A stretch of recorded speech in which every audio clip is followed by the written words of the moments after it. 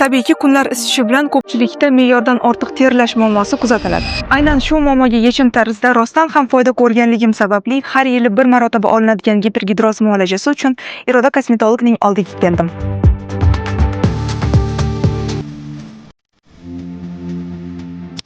Gipergidroz muolajasi qo'ltiq olti va kaft oyoq terlashiga samarali muolaja.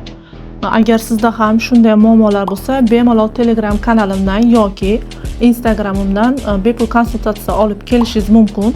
Bu muolajadan so'ng siz saunaga yoki sport zallariga borishingiz mumkin emas, chunki gipergidroz muolajasida terlaydigan zonalarni biz bloklaganimizdan keyin siz sauna yoki zalga borganingizda mana bloklagan joylarim vujudda ekstra bosim qizish tufayli bloklangan joylar qo'yib yuboradi. Natijada siz olgan muolajangiz erta kunda o'z kuchini yo'qotadi.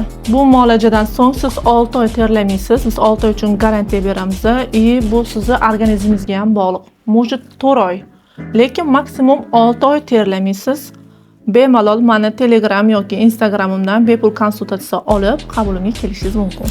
Malika patsiyentimiz 1 yil davomida mana qabulimga keladilar va gipergidroz va boshqa muolajalarni ham olib turadilar. Taassurotingiz qanaqa?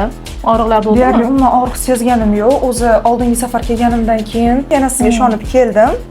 Shu safargisi ham zo'r o'tdi. Bu muolajadan keyin aytib o'tdim, zallarga borish mumkin emas, saunaga borish mumkin emas.